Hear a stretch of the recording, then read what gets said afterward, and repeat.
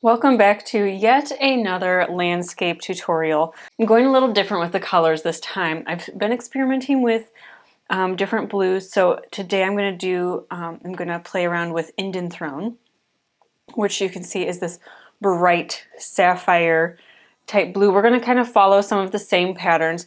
We have praline green. I do have quinacridone red here, as well as, what is this? Transparent yellow. But in between, I have praline maroon today. It's a little bit different than, it's not quite as bright as quinacridone red. It has a little bit of a maturity to it, so I'm excited to play around with that and see how we can add that in instead. And I'm not going to mess with any of these colors up here. So I just thought that that might be kind of fun. Mix it up a little bit. I'm going to follow we're going to play around with reflections a little bit today, and I think that's going to be the main thing. So this will be a very easy, of course, as always, a beginner-friendly watercolor tutorial, but with this case, it will feature reflections on a lake, and so I'm excited to dive into that with you today. Let's start with our sky. I'm going to kind of breeze through that because we've had several tutorials on that, and I'll have those linked down below if you need a little bit more help. I am going to, my brush is already wet. Let's start with a little bit of this praline maroon in here just to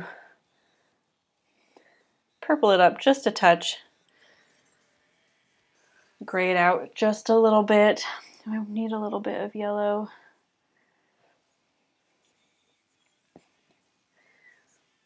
And I was asked recently if I always clean my palette off before a painting, and the answer is no. However, if I'm teaching a tutorial, it's a lot easier for me to remember what colors I'm pulling in, because I'm the type of person who's like, oh, I need some of this green right here. And I'll pull it in and it will work, but I won't necessarily remember what colors I use to mix that specific green. So I've just found that it's easier for me. My students are happier if I don't jump around so much and I just start with something clean and we're ready to go. So like I said, I've talked about kind of how to lay out your landscape in the past. I'm going to show you real quickly what I have here. I have our horizon line is right here, so it's a little bit above the center. I have kind of a hill that goes right here, and just kind of some marks where I'm going to have some foliage right here, most likely. Then I have just kind of a squiggly S curve type line that goes back and forth here, and that will be my lake eventually. But to start, do I want it to be a little bit of a brighter blue? I'm kind of trying to decide. Every time when I dip into the really bright raw color, it kind of freaks me out. So I'm not sure if that's what I want to do. Let's start there. We can always desaturate it a little bit more with another pass. So going a little harder on the Indian Throne. I think I'm saying that right. I'll have, of course, the color code on the screen for you. All right, let's get started. Very pigmented, so we're going to wet that down. And I'm using the same paper that I've used through all of these tutorials, which I have mentioned before, it's not my favorite paper. I think it works fine, but I would grab your favorite paper. It's just one of those things. It's a really good size for me. It's here. And so I don't have to, go out and buy any more. So I kind of keep working with it. But it's not my favorite paper in the world. All right, now we're going to grab some tissue. Let's play with some clouds up here.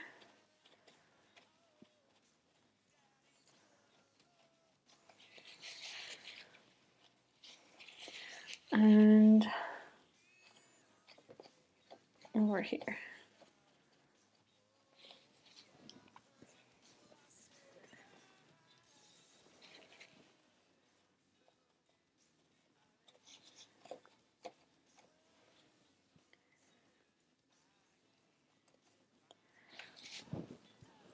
All right, And I'm going to just add a little bit more of this more saturated color on the edges while it's still wet, so we don't lose some of that definition.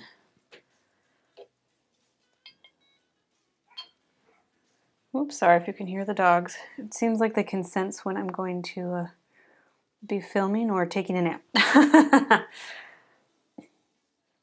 All right, and if you need more detail on how to do the clouds, I have a specific video for clouds that I'll have linked down below. We're going to call that good for now. I could kind of keep messing with it, but I do like that we went with the brighter color. I think I'm going to be happy with that overall. I'm going to get rid of some of it so I have a little bit more room on my palette. And we're going to start dipping into our praline green, which is a nice cool tone green. If you have a green that you like, maybe add a little bit of the blue that you're using for the sky, and a little bit of black, just a touch of black, and you'll get something pretty close to praline green if you don't already have it. But it is my favorite green. I highly recommend going for it if you're kind of on the fence about whether or not you want it. All right, I'm going to add our background hill here. I want that to be nice and soft. I don't love how this paper softens things, but we're going to give it one more try. My concern is that, see how it gets, instead of being like a softened gradient, it's like fuzzy. And that's not really what I'm going for. It looks like our shadows will be on the left because I already did that.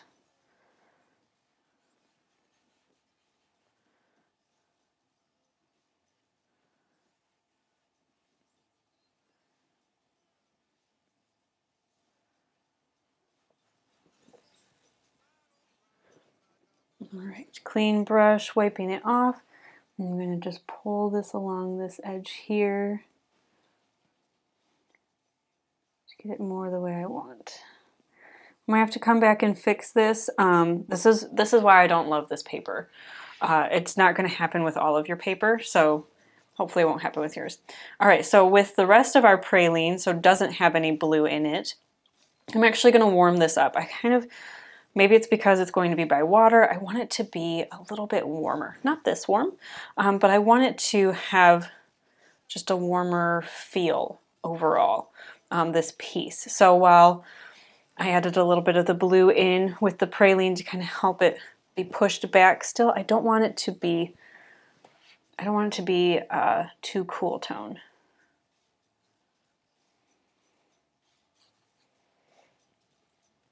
Okay, a lot more water. And establish where the edge of our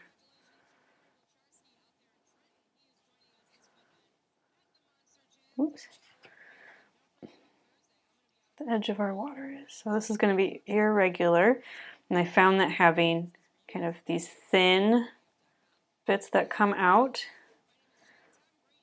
is the best way.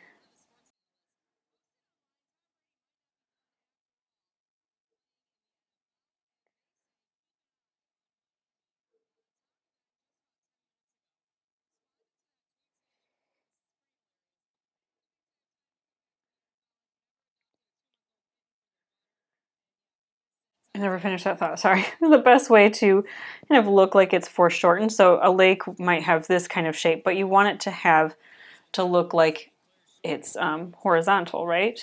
And that you're just able to see some of it because you have some height. So having little sections that kind of just come in and out, I have found really helps to create the illusion of that ellipse that you would have.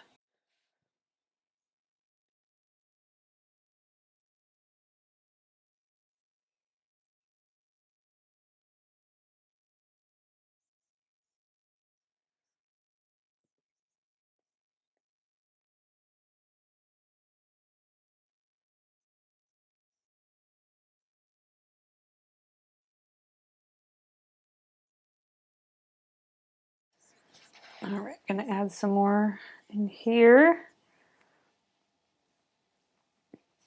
Now I'm gonna start to pull in some of this praline maroon very, very, very, very gently.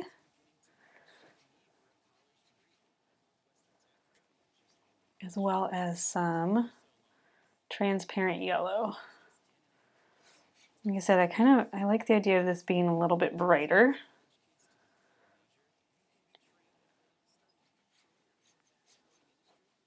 So this might be too neon of a yellow for me, but we'll see. We'll give it a shot. Especially where we're real close to the water. Let's add some of that warmth in here, and then back for the praline. Praline maroon this time. Sorry, I guess I can't just shorten that one anymore. So I'm going to use 2 pralines in one palette.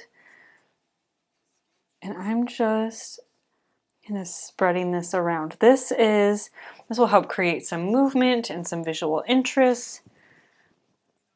I don't know why I have a bald spot there.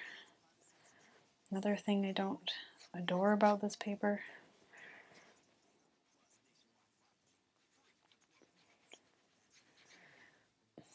And then it also creates this natural shadow here. What if?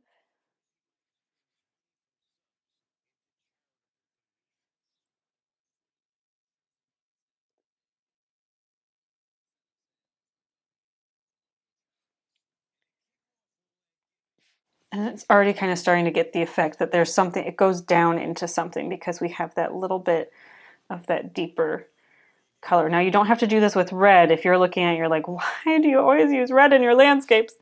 I understand I have a problem and I know it, but you can do the same thing by just taking the blue that we used before. Actually, let's just do it. Let's do it. Why not?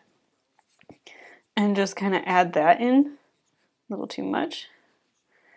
And that will kind of start to have that same effect. See how that deepens that? So that might be a more conservative way that you prefer to handle that, especially like, I mean, it's by water. So, you know, you can imagine that there would be some of the dark, murkier colors, but I do like the red, so I'm going to kind of follow the red this time.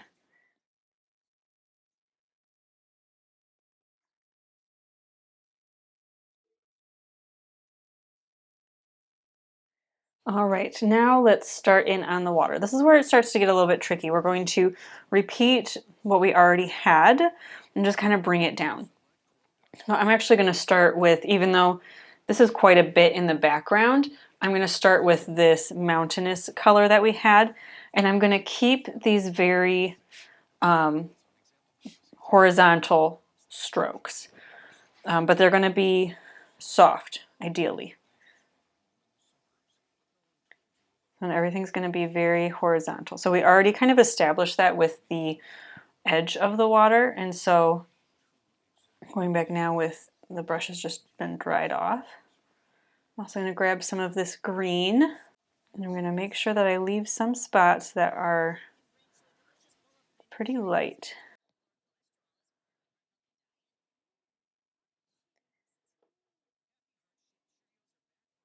Clean brush, just barely damp. Spread some of this.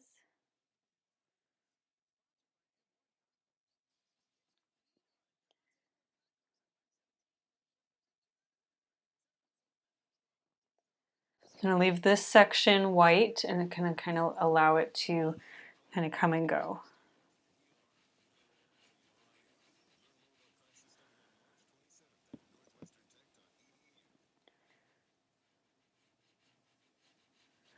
And add a little bit of our red in here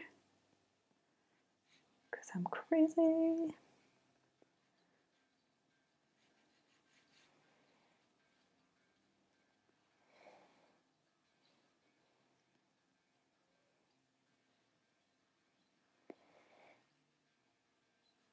That might still be a little too wet.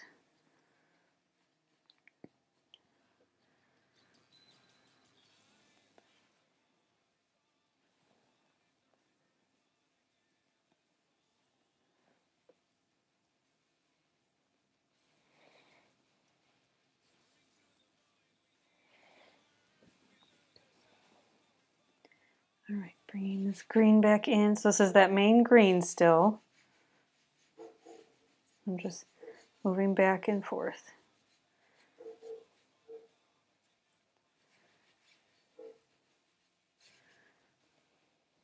All right, I found with water, if you want it to look like water, less is more. So I'm going to start to pull back, theoretically, as I keep adding more in it. I am going to add a little bit of like the sky reflected. So I'm just going to kind of add that in a larger, softer chunk, not with the, not as much with the light reflections that we had with the other ones.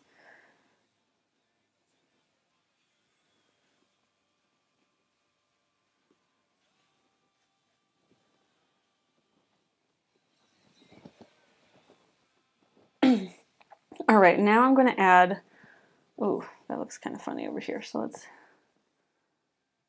see if we can kind of soften this. I'm just going to take this green color and a little bit of this red. So we've got kind of a neutral tone, almost like a shadow, and I'm just going to bring it over here.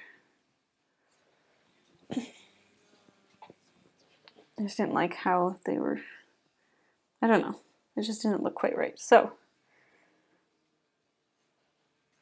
I'll try that. Now I'm going to add just some foliage kind of in the water itself by mixing our greens and our reds together a little bit. We got a nice brown going on. I'm going to add a little more of our praline green. A little bit more. And I'm just going to, very tip of my brush, sorry, I'm moving all over the place today. I'm going to, a little too dark, flick some pigment up.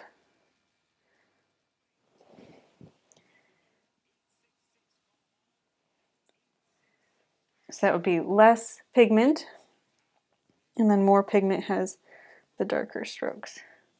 So it's good to have both because that's a natural way to kind of create that variety where some look closer, some look like they're a little farther.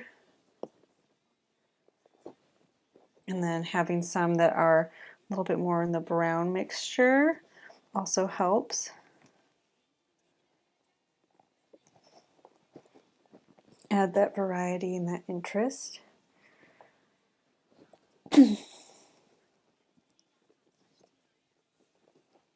I'm not going to really add a lot out here. Just kind of show that it's still continuing without having to like draw every single one.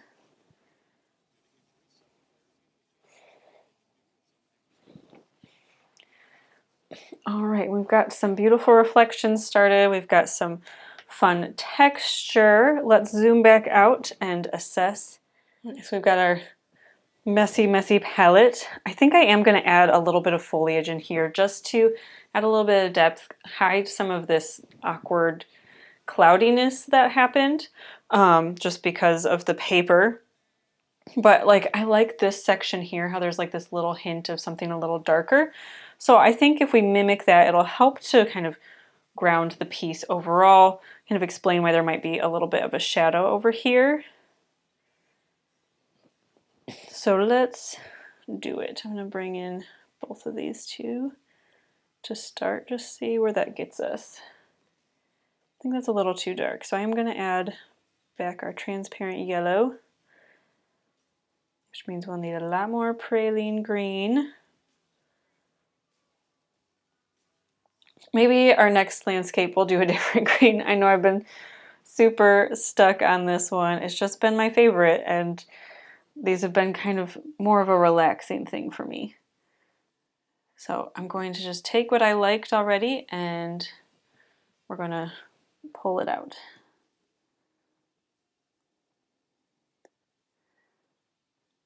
So let's see, I had planned something around here, so let's kind of map it in. I'm just dancing my brush around.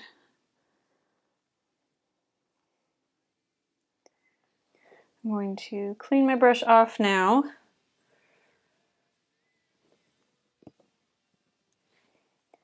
And just kind of, so this is just damp with a little bit of the green left on it. Extend this shape a little bit more.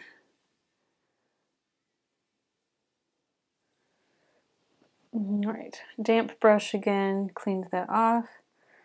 I'm just going to soften this bottom section. All right, a little bit of our praline maroon. Bringing that in here nicely. A little too wet. There we go. I'm just going to pull that along the bottom. It'll help create a shadow. And repeat that color we've been throwing in here. If you haven't been doing that, you know, if you've been using like a blue as a shadow, go ahead and do that. I just happen to be using red this time, and so that's why I keep repeating it, because in order for it to make sense, it needs to show up a couple of times. Otherwise, it will look like, wow, you totally made a mistake. That's really how you get unusual colors, you know, that you might not look at this landscape and think, look at all of the red, you know, in this reference image, if you will. I'm not really working from a reference image this time around. But if you were to look at this, you know, I don't want it to be like, why did she put red in there? I want it to, you know, might be an afterthought, like, wow, I really like the color. Oh, there's a lot of red in there, kind of thing. Even though I was originally planning to go more yellow, that's okay. I think that's where we're going to, she said, as she legit reaches for another color. Hang on. I like the idea of coming in here just a little, just breaking into that space just a little bit. But other than that, I think that's where we're going to stop.